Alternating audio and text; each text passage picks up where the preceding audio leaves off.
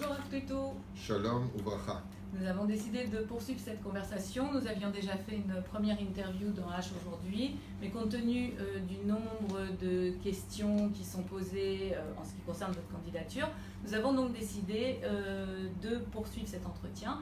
Et je vais me faire un peu l'avocate de tous ceux qui se demandent ce que vous êtes venu faire sur le terrain politique et pourquoi vous avez finalement accepté de rentrer au sein de ce conseil municipal. Ça suscite beaucoup de discussions au sein de la ville. Vous en êtes conscient ?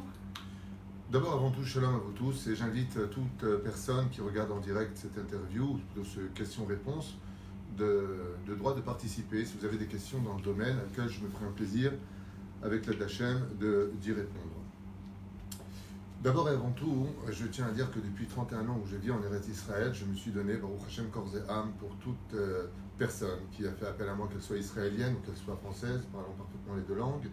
Je me suis toujours investi à travers des associations que nous avons créées, qui existent encore aujourd'hui, comme Aurelio à Jérusalem, et aujourd'hui celle que vous connaissez tous, Simchat Achim, qui a été le début. Quand je suis arrivé à Ashdod, il y a à peu près 11 ans, et aujourd'hui, Ohel Moshe, où nous répondons avec une association connue sous le nom de l'aide aux nécessiteux. Ma collègue, ça ne me venait pas. Désolé, j'étais en Ohel Moshe dans ma tête. Ma collègue, voilà. Donc justement, ma collègue, qui est la ma collègue du cœur, et qui, à chaque occasion, nous permet d'être présent pour toutes les personnes, avec des shlom bayit qui viennent taper à cette porte.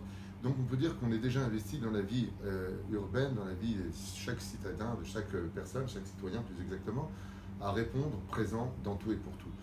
L'occasion se présente d'être à la bonne place. C'est-à-dire que pour pouvoir aider, des fois il ne suffit pas d'être de bonne volonté, mais d'être à la bonne place. La place qui m'est proposée, c'est une place qui est apparemment, je dis bien apparemment, n'a pas été comprise par tout le monde. Appartenir et être membre de la municipalité, ce n'est pas les présidentielles ni la place du maire. C'est une place que nous venons occuper pour pouvoir voter, avoir un droit de pouvoir avec une majorité. C'est-à-dire que plus nous serons majoritaires et plus nous pourrons proposer un programme pour le bien-être de chaque citoyen de la ville d'Ashdod, puisqu'aujourd'hui nous sommes dans la ville d'Ashdod, et ne pas être à cette place-là, bien c'est parler pour rien dire dans la ville. Ça veut dire qu'on va faire partie d'une espèce de cours sur lequel pendant toute l'année on va dire coq, coq, coq, coq, coq, sans avoir de résultats, sans pondre des œufs. Quand on veut pondre des œufs, il faut être à la bonne place. Et pondre des œufs, c'est être à la municipalité, puisque le seul droit de pouvoir que nous avons, c'est de faire passer ou pas les lois, qu'elles soient culturelles, qu'elles soient pour le bien-être urbain, je vous ai dit, dans l'administration, les loisirs, la culture, l'éducation, l'urbanisme, l'environnement, de la sécurité civile, les travaux publics, les règlements, voter les lois de la ville, le développement territorial et aider à une meilleure intégration et bien d'autres postes que nous pourrons occuper par rapport à la force de vote que nous aurons. Donc oui, aujourd'hui, c'est une place qui m'a été proposée. Je dis bien qui m'a été proposée, que je ne suis pas spécialement allé chercher parce que moi, je fais mon travail de toute façon avec ou sans la mairie de faciliter l'alia de chaque personne qui viendra ici à Ashdod, puisque je suis à Ashdod, que ce soit pour l'éducation de leurs enfants. Et je pense que toi-même, tu en as été présent, d'inscrire leurs enfants dans de bonnes écoles, d'essayer de leur trouver un travail, de lire leur contrat de maison et autres. Donc voilà, de travail, donc on essaye d'agir en conséquence, et si avec l'aide d'Hachem, on puisse avoir en plus de ça la force derrière nous de ceux qui représenteront la communauté française de cette ville qui est totalement ignorée depuis plus de 47 ans, la communauté française qui est quand même très présente sur le domaine professionnel ici à Ashdod, et voire social, eh bien n'est absolument pas représentée. Moi, je me propose aujourd'hui de représenter justement cette culture de laquelle je suis né, que je connais parfaitement, pour être une voix à l'échelle, je dis bien générale, et non pas à l'échelle individuelle, du bien-être de ceux qui font leur alia ici en Eretz Israël, ou ceux qui veulent s'y intégrer, en étant une voix présente, active, à l'endroit là où il faut, et c'est la municipalité. Beaucoup de gens disent franchement, on aime bien le Rav Twitou, mais on n'a pas envie de voter pour le parti chasse. Alors, parmi les critiques qui se font jour concernant le parti chasse, on dit que chasse n'est bon que pour le milieu religieux, qu'il n'est pas bon pour les autres milieux.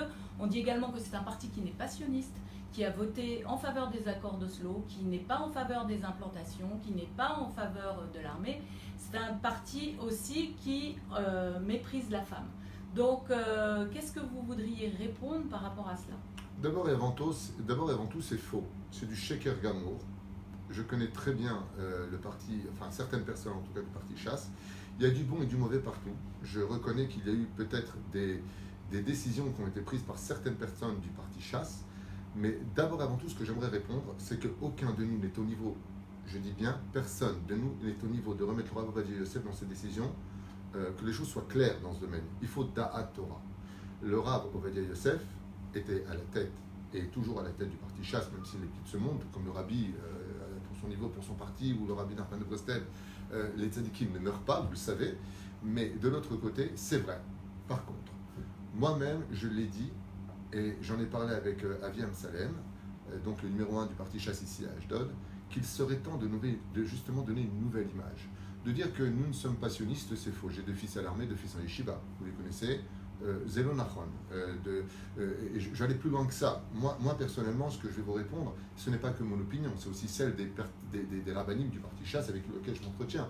Moi, pour moi, quelqu'un qui brûle le drapeau d'Israël, si j'étais Rosh Memshala, j'accompagne à l'aéroport et puis qui quitte le pays, parce que les amis de mes ennemis sont mes ennemis. Donc à partir du moment, et de l'autre côté, ceux qui vont manifester avec ceux qui tuent nos enfants, le peuple palestinien en train de nous jeter des pierres avec eux alors qu'ils seraient juifs, moi personnellement je les déporterai volontiers à Gaza, puisque c'est ce que tu veux. Alors il faut remettre un petit peu les choses à leur place. Je pense que les médias ont fait un travail satanique dans ce domaine, à faire de nous des caricatures anti-sionistes alors que c'est faux et archi-faux. La majeure partie des rabbinim avec qui je me suis entretenu ont pris dans nos synagogues pour Tsahal, pour mettre les choses vraiment à leur place. Le Rav Ovadia lui-même organisait des prières spéciales pour Tsahal. Nous avons un amour de la Torah qui s'accompagne justement à la Kamat Amdina, c'est-à-dire à la création de la nation, mais c'est vrai que de l'autre côté, nous luttons contre les hostilités du monde laïque face à la Torah. Nous sommes là aussi pour protéger notre culture, nous sommes là pour protéger notre Torah, et c'est vrai que des fois on peut être peut-être maladroit, peut-être dans les mots, j'en sais rien, mais ce qui est sûr et certain, c'est que de dire que Chasse est un parti anti-sioniste, c'est faux. Et pour les femmes? Pour les femmes, ça n'a rien à voir avec des idées préconçues. Ça n'a rien à voir avec ça. Il y a un problème de tsniou dans la halacha. Ceci étant, nous prenons tout ce conseil chez nos femmes. Et je rappelle que Baruch Hashem, les femmes des religieux, si je peux me permettre l'expression, à part celles qui sont constamment montrées du doigt comme une tache noire sur un grand drap blanc, alors on montrer que cette femme, peut-être elle aura un problème ou l'autre. Moi, je m'excuse pour aller voir mon épouse. C'est une femme qui est épanouie, qui est heureuse, et on donne une place très privilégié dans le judaïsme. Maintenant, au niveau politique, c'est une question d'halakha. Nous, on est représentants de la Torah, donc on ne peut pas être représentant du bouddhisme ou de toute autre religion qui se voudrait être la femme en premier. Non, la femme, chez nous, est un diamant. Dans certains cas, et vous êtes une femme et vous êtes présent, vous avez pris le micro quand on a fait notre réunion, les femmes ne sont pas des pestiférés à nos yeux, pas du tout. Seulement, il y a des choses sur lesquelles, eh bien, comme l'homme et la femme dans la Torah nous demandent certaines conditions, on les respecte. C'est des problèmes ilchatiques et non pas idéologiques. Donc il y a certains cas où, quand Golda Meir était au pouvoir, eh bien c'est parce qu'il n'avait pas d'homme capable de s'agir d'un. Vous donner juste un exemple. Reprenez la Torah avec les femmes. Quand on dit par quel mérite nous sommes sortis d'Égypte, la Torah nous dit c'est par le mérite des femmes. Quand nous avons un problème où il n'y avait pas d'homme, à l'époque de la Pidote, qu'on appelait Barak, eh bien c'est Déborah qui montera sur un cheval avec son épée et qui rentrera dans le tas. Là où il n'y a pas d'homme, des fois, c'est à la femme de prendre le pouvoir. Nous avons été sauvés à Purim par Esther. Donc de dire et de faire des caricatures constamment du style « nous sommes anti-femmes », mais pas du tout. Bien le contraire. La Torah exige que chaque homme respecte sa femme, qu'il épanouisse sa femme. Nous avons des obligations. Par contre, de l'autre côté, et c'est uniquement là qu'est le problème, on se doit de garder un côté pudique vis-à-vis de la femme. C'est tout. Ça veut dire que le roi David, dans les Téhilim, chaque juif que possède à la maison, il y a marqué Gvod Bat Eler Penima. On va effacer ce verset-là. La place d'une femme, c'est d'être dans l'intimité, c'est-à-dire dans la couverture. Pourquoi ? Parce que la femme peut construire ou la femme peut détruire, tout comme l'homme peut le faire. Seulement, il y a des priorités sur lesquelles, quand la femme prend le pouvoir, ça doit se faire dans certaines conditions selon le Shulchan Aruch. Donc, à la limite, c'est pas Chasse qu'il faut aller voir. C'est aller au Kotel et dire pas content. Parce que c'est une ordonnance divine et non pas une ordonnance de principe fondamental de certains rabbinim. Pas du tout, bien au contraire. Alors justement, est-ce que pour vous, finalement, c'est un avantage d'être sur cette liste Chasse, le fait que Chasse soit un parti qui plus est représenté à la Knesset? Est-ce que ça peut être un avantage pour la ville ou au fond, est-ce que ça n'a pas d'importance? D'abord et avant tout, j'aimerais répondre pour moi que je suis battel devant le Rav Ovadia Yosef, que ce soit très clair. Moi, je suis ce que je suis, je pense ce que je pense et j'ai mes idées. Seulement face au Rav Ovadia Yosef, quand j'aurai étudié tout ce que lui a étudié, quand je serai devenu, allez, je vais pas aller loin, 1% de sa Torah, d'accord? Je me permettrai de répondre. Pour l'instant, je connais ma place et je sais que je dois lui faire confiance, tout comme le parti Lubavitch a fait confiance en leur rabbanim et que ce parti perdure, aujourd'hui Baruch Hashem perdure, Baruch Hashem, alors qu'il est déjà décédé. De la même façon, moi je suis une filiature. Comme je l'ai dit à quelqu'un, j'en ai parlé ce matin dans mon cours, j'ai rencontré une personne qui m'a dit pourquoi voter Shas. Je lui ai dit écoute, je vais te poser une question. Si Rabbi Meir Balanès et Rabbi Shimon Bar Yochai étaient là, pour qui ils voteraient? Il m'a répondu tout de suite Shas. Je lui ai dit t'es mieux qu'eux. Non, moi je continue un fil conducteur parce que pour moi le Rav Ovadia Yosef a été un homme spirituel et politique exemplaire. Je parle de lui. Maintenant qu'il y aurait eu des discussions à droite à gauche sur certaines branches ou certaines personnes de son parti, je n'ai pas les dossiers entre les mains. Je refuse de me nourrir de ce que les médias veulent me faire avaler. Ce que peut-être les Français adorent, moi j'en sais rien. Moi je refuse. D'accord? Prenons un exemple. Quand le Bet Mishpat Haïlion a décrété que Aryeh Deri était coupable, le Rav Ovadia Yosef a dit qu'Al Pi Halacha, il est Zakaï. Moi ce qui m'intéresse, c'est ce que pense la Torah. Donc, alors, dans ce cas, je fais quoi? Je rejette quelque chose d'autre? Non, je ne le rejette pas. Mais moi, ce qui m'intéresse, c'est que ma vie, je sais que quand je partirai de ce monde à 120 ans, je ne vais pas être jugé selon le Bet Mishpat Haïlion ni le Bet Mishpat Shalom. Je vais être jugé selon la Halacha. N'oubliez pas qu'on représente un parti qui est fidèle à la Torah.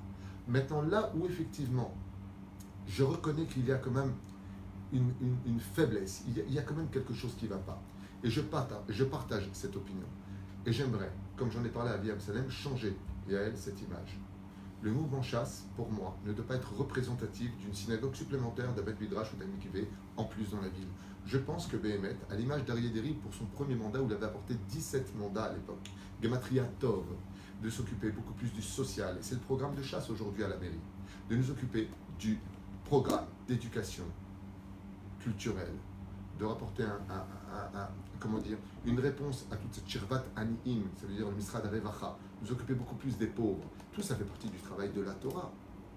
On doit s'occuper de l'intégration, de trouver vraiment des bonnes réponses. C'est facile de dire, je me souviens quand le Rosh Memshala, Bibi Netanyahu, que Dieu le bénisse, avait dit, nous invitons les Juifs de France à monter en Israël. D'accord, mais créer des cellules de crise, créer quelque chose, un tremplin pour qu'ils puissent arriver. Je ne sais pas que l'État ordonne aux entreprises de prendre au moins 2 Olim Khadashim sur lesquels ils auraient des réductions de taxes en contrepartie de cet engagement. Mais ça ne fait pas partie de ce que nous on peut faire. Ça fait partie des lois gouvernementales. Nous n'avons pas ce pouvoir. Mais par contre, nous pouvons apporter ces idées. C'est ce que Bezrat Hashem, je me proposerai de faire dans le programme de chasse pour justement sortir chasse de sa niche, de ce côté ombrageux dans lequel nous vivons, où on n'existe pas dans les rues. C'est vrai, je partage cette opinion, je l'ai dit à voix haute, et si j'ai peut-être une surprise à vous faire savoir, peut-être que ça ne plaira pas aux dirigeants de chasse, mais je ne travaille pas pour eux, c'est que mon travail, tout à l'heure vous avez posé la question, on aime bien le Rav Twitou, mais chasse on a un problème avec lui,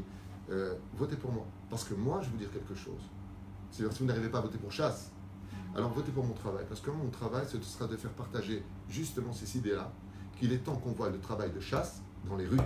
Il est temps qu'on voit notre travail, et j'en ai parlé pendant des heures avec Aviam Salem et toute l'équipe quand nous étions en réunion, et nous avons opté pour cette direction-là.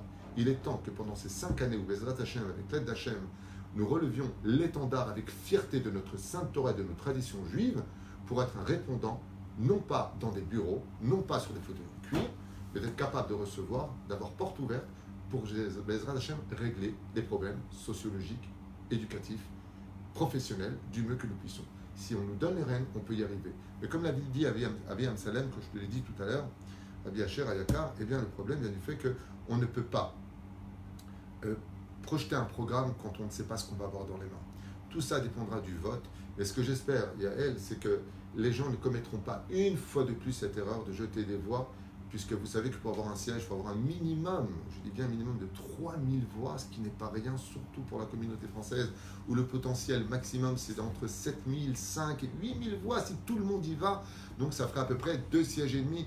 Il faut absolument que ces voix-là viennent à la bonne adresse, parce que si elles vont dans d'autres partis, que je ne critique pas à chacun, au contraire, je trouve qu'il n'y a pas plus beau que le libre arbitre et chacun ses opinions, tant que tu es capable de me dire bonjour, comme une amie que j'aime énormément, que j'aimerais toujours, pour moi comme une sœur, vraiment quelqu'un de ma famille, Laurence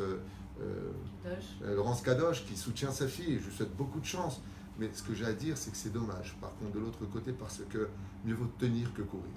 On ne sait pas où c'est. 1200 voix, allez, 2500 voix, ça ne suffira pas pour créer un siège. Et ça voudra dire que 2500 voix sont parties à la poubelle pour 5 années.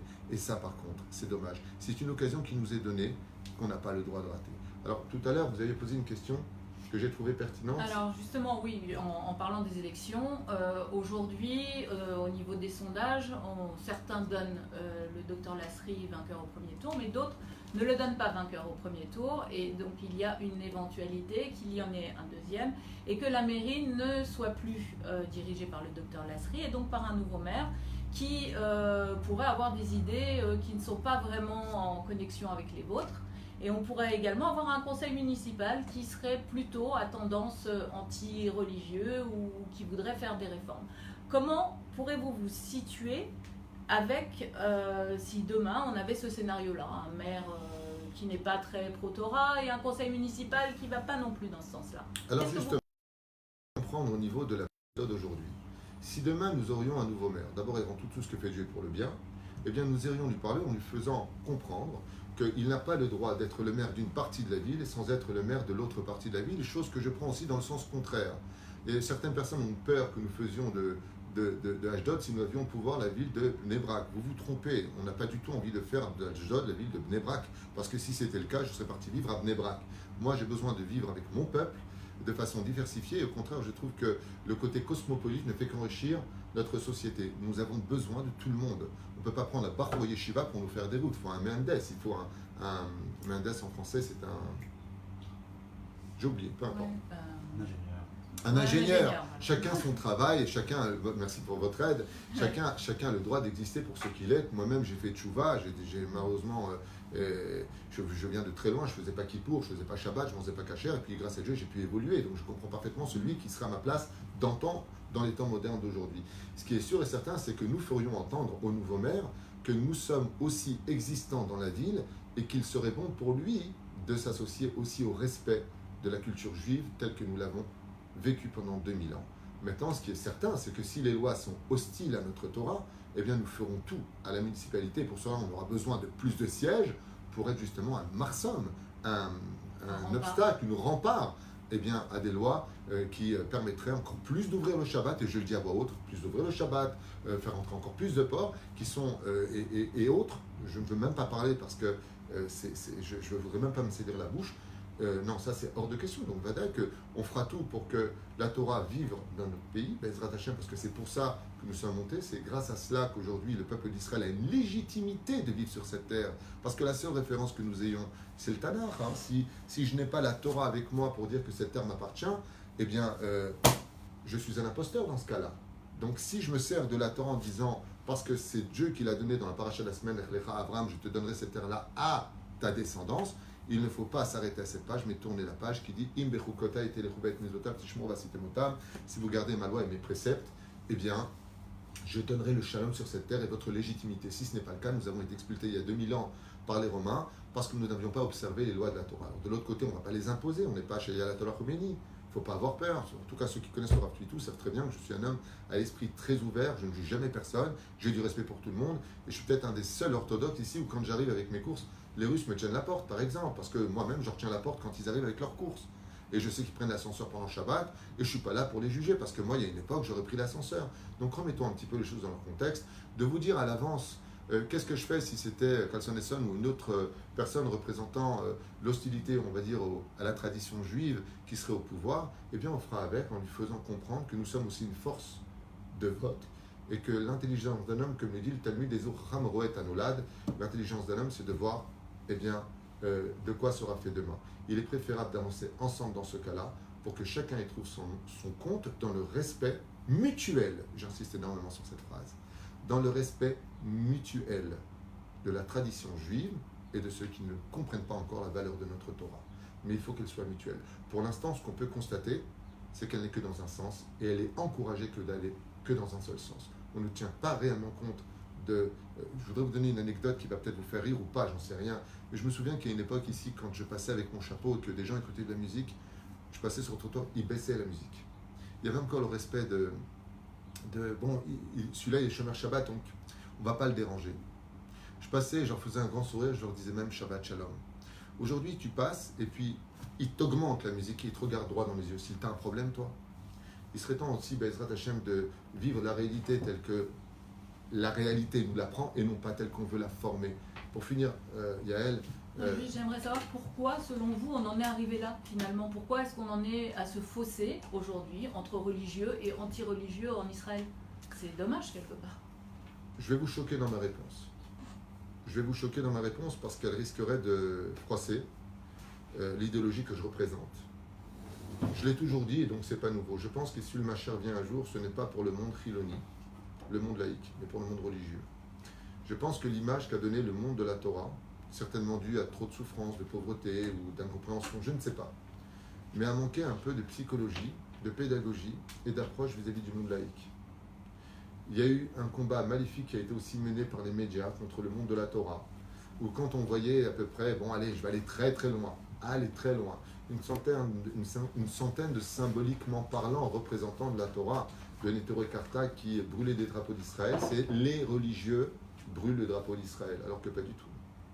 Moi, c'est avec fierté que j'ai à ma fenêtre le drapeau d'Israël, et puis quand vous allez chez le grand rabbin d'Israël, le rabbin Yitzhak Yosef, chez Badel Chaim Aloukim, vous avez dans son bureau aussi le drapeau d'Israël, donc il faut remettre un peu les choses, ou devant d'ailleurs, je ne sais pas si c'est dedans ou dehors, en tout cas c'est dans son bureau, on a le drapeau d'Israël, je pense qu'il faut remettre les choses dans leur contexte. On a fait une grande caricature du monde religieux, les médias y ont participé, on va dire à 100%, et aujourd'hui, voilà, quand on voit le monde religieux, c'est quelque chose de satanique, c'est quelque chose de péjoratif, voire carrément parasite. Hein. C'est comme ça qu'on nous appelle, nous les parasites, parce qu'on ne ferait pas l'armée. Chose qui est aussi faux, je l'ai prouvé pendant un débat avec Eli Kling à l'époque, c'est faux, tout est faux. Nous avons aujourd'hui Netzach Yehuda, nous avons d'autres régiments qui respectent les lois de la Torah. Le monde orthodoxe n'est pas opposé à l'armée. Le monde orthodoxe demande une armée qui soit comme la Lahal demande, c'est-à-dire où il n'y a pas de mélange entre les filles et les hommes. Ce n'est pas un drame, la preuve en est. Aujourd'hui, Netzach Yehuda refuse carrément ou repousse des tarichim, des dates, parce qu'il y a trop d'effectifs. Mon fils aujourd'hui, Ephraim, est à l'armée, il n'a pas de tafkid. Pourquoi? Parce qu'ils sont archi pleins. Donc remettons vraiment la réalité face à ce qu'on vit dans les rues, et de l'autre côté, cessons de nous faire des préjugés dès qu'on voit un religieux. La preuve en est, quand quelqu'un ne me connaît pas, il me regarde comme ça, c'est un religieux. Attends, tu me connais? Tu ne me connais pas. Tout comme de l'autre côté, il y a beaucoup d'hostilité du monde laïque contre nous, beaucoup d'erreurs qui sont commises. On arrive toujours à trouver du casse-route. Alors moi je vais te répondre, Yael, c'est très simple. Je pense que l'image du monde religieux doit changer. C'est vrai que ça manque des fois un peu d'éducation, c'est vrai que ça manque des fois un petit peu d'exemples à donner, c'est vrai, mais ce n'est pas une généralité. La majeure partie des gens religieux que je connais sont des gens qui sont extraordinaires, c'est des gens qu'on n'écoute pas, c'est des gens qu'on refuse de connaître, qu'on refuse d'approcher parce qu'on s'est fait des préjugés, et ça s'appelle la haine gratuite. Il serait temps, Bezrat Hashem, que l'on puisse créer une proximité beaucoup plus importante pour apprendre à nous connaître. Et moi, c'est ce que je fais. Je le fais avec le monde laïque, le monde traditionnaliste et le monde orthodoxe. Et chaque fois que je m'approche de ces gens-là et que j'accepte de les connaître, tout comme mon voisin juste en face de mon palier qui est russe, je ne sais même pas s'il est juif ou pas, c'est pas important à mes yeux, parce que nous avons vécu chez eux et s'ils sont chez nous, bien, nous avons l'ordonnance de bien les recevoir, avec qui j'ai une super entente alors qu'ils représentent un candidat russe. D'accord? Donc il lutte contre moi et pourtant je lui prête mon parking en bas, c'est mon parking, je lui prête depuis des décennies. Quand je ne suis pas là, il a les clés, je veux dire, il veille on a le droit de penser différemment. Mais lui, il me le dit d'ailleurs souvent, il me dit si tous les religieux étaient comme vous, eh bien je voterais peut-être religieux. Je répondu si tu avais appris à les connaître, tu aurais voté depuis longtemps religieux. On ne se donne pas l'opportunité de pouvoir connaître l'un et l'autre et c'est dommage parce que tout le but de la Torah c'est Ve'afta le'reacha kamocha. On adore se connaître, on adore se trouver du mérite, mais on ne le fait pas vis-à-vis des autres. Je pense qu'il y a une très grande caricature qui a été faite sur notre dos.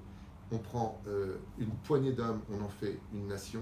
On prend un exemple et on en fait une généralité. Et c'est dommage, parce que le monde de la Torah est un monde qui mérite tout notre respect. Et c'est grâce à eux qu'aujourd'hui le peuple d'Israël, j'insiste sur cette phrase, quitte à en déplaire, c'est grâce au monde de la Torah que nous existons encore. Nous sommes l'essence et la potion magique de notre peuple. Concrètement, Rav Twitou, une question, je pense, qui intéressera tous ceux qui nous regardent. Si vous rentrez au conseil municipal, quelles seront vos premières actions? Qu'est-ce qui, selon vous, est urgent dans cette ville? Qu'est-ce qu'il faut gérer en priorité? Nous avons 3 priorités qui, pour moi, sont les plus urgentes. D'abord, de lutter.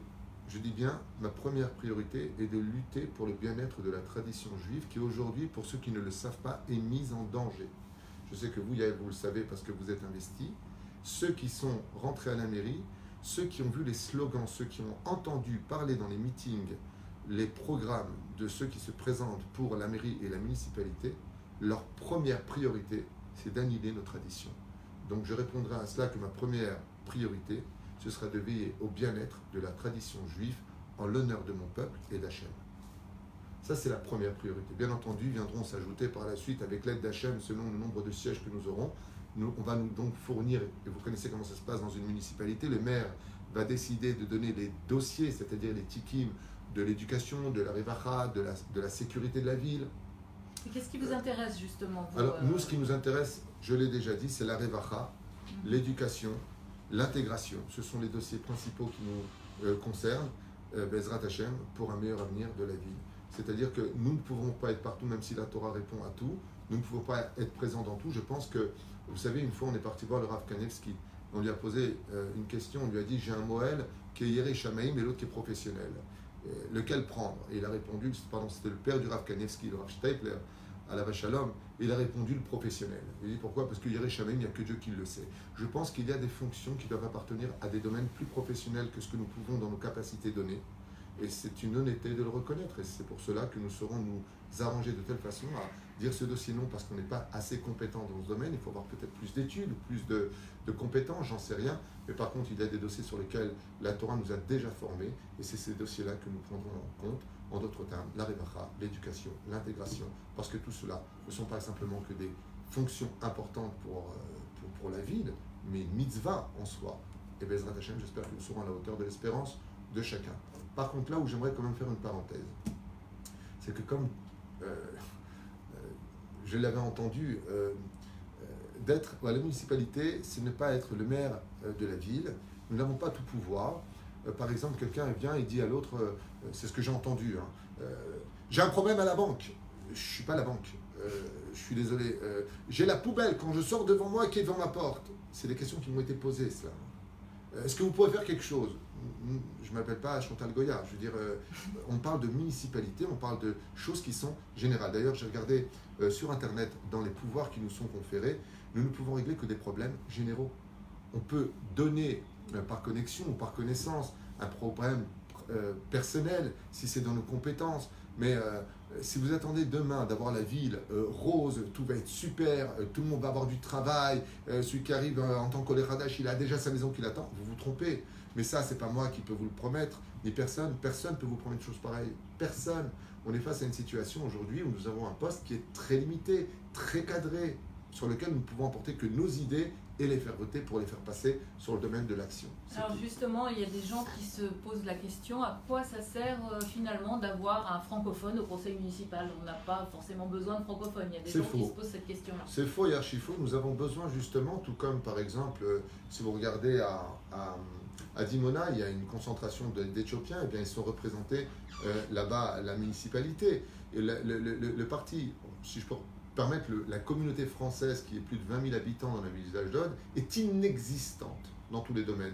Alors que nous avons une culture très importante, même si je suis pour le fait de l'intégration israélienne, eh bien il y a un temps d'adaptation et je pense qu'il est important qu'il y ait un porte-parole de la culture française en Israël avec des besoins, comme par exemple de demander un matnas qui soit organisé par des Français pour justement l'intégration, pour que nous ayons un centre culturel français qui est d'Akmoshev Israël, comme je l'ai proposé déjà à la mairie, et ce depuis de nombreux mois, pour qu'il y ait un lieu de rencontre, pour que nous puissions avoir, Bezrat Hashem, eh bien, l'opportunité de nous faire valoir nos droits. Nous avons le droit d'exister, nous ne sommes pas peu. Je rappelle qu'au niveau de l'intégration ici, nous faisons un peu la pluie et le beau temps avec les appartements, faire monter, descendre les prix. Je pense que les Français sont peut-être pas très nombreux par rapport à 260 000 habitants de la ville d'Ashdod. On est partout, je ne sais pas si vous avez remarqué. Les Français sont vraiment partout, on se fait énormément remarquer. Et pourquoi ne pas exister avec une voix française dans un langage hébreu pour faire comprendre que la situation de l'Aliyah française, comme, si je peux me permettre l'expression, voyons l'expansion de la ville de Netanya. Pourquoi est-ce qu'elle est si fleurie? Pourquoi au niveau commercial, elle est si explosive? Eh bien parce qu'on a tenu compte de l'Aliyah française à Netanya. Tout est mis en mesure pour eux. Prenons une bourgade qui est devenue une ville principale en Israël, voire une des villes les plus chères, la ville de Ra'anana, Rehov Achouza, une seule rue. Pourquoi est-ce qu'elle est si importante? Pourquoi est-ce qu'elle est si chère? Pourquoi est-ce qu'il y a tellement de commerce aujourd'hui là-bas? Parce que le maire de Netanya a tenu compte de la voix de Ra'anana, a tenu compte de l'existence de la communauté française, et ils ont du répondant. Pourquoi est-ce qu'ici on n'a rien, que c'est une ville dortoir? Pourquoi est-ce qu'on n'arrive pas à s'y retrouver? Parce que personne ne le représente. Et si on peut avoir quelqu'un de religieux et de moderne qui comprend la situation, la pédagogie de cette génération toute jeune et qui peut être un représentant aussi bien religieux que universel, pourquoi renoncer à cela? On va dire dans le sens contraire. Il n'y a personne, ça donne quoi comme résultat? 0. Il y a quelqu'un, au minimum, ça fera 0. Au maximum, ça fera peut-être 10. Pourquoi rester à 0? Pourquoi ne pas augmenter notre potentiel et demander, par le biais de la mairie d'Ashdod, un droit à l'intégration Bezrat Hashem dans la ville d'Ashdod pour que les Français puissent avoir un tremplin avec des lois que je compte présenter, comme je vous l'ai dit tout à l'heure, faire un accord par exemple avec les sociétés israéliennes de la ville d'Ashdod, puisque vous savez que Hightech vient s'installer ici. J'ai été voir moi-même Lasri, le docteur Lasri, pour lui parler d'un ingénieur extraordinaire qui a fait sa alia. Pourquoi ne pas profiter de ces géants qui sont venus avec des diplômes où ils ont fait leurs preuves en France et leur proposer une place? Le problème qu'il y a, c'est que si on n'est pas représenté à la mairie, qui va les représenter? Qui va parler d'eux? C'est de ça dont je parle. Imaginez que demain nous ayons un homme qui ait fait ses preuves en France dans des sociétés importantes, parce qu'il est évident que s'il n'y a pas de pain, il n'y a pas de Torah. Eh bien, qui va les représenter? Moi, j'aimerais bien créer une liste de personnes qui viendraient avec des diplômes de technicien, ingénieur dans tel et tel domaine, et de dire à la mairie, vous devez en tenir compte. Si Hightech s'installe, eh bien, il faut demander à chaque société de prendre au minimum 5 nouveaux venus dans leur société, en contrepartie de les alléger sur certaines règles fondamentales de fiscales ou autres. C'est dans notre pouvoir de le demander, de l'obtenir. Après, c'est entre les mains d'Hachem, mais au moins de faire ce pas-là. Pourquoi renoncer à cela? Il suffit simplement de réfléchir un tout petit peu, parce que pour moi, tout ce que je suis en train de vous dire, combien cela pourrait choquer certaines personnes qui sont restées un petit peu à l'époque des litigieux, c'est de la Torah.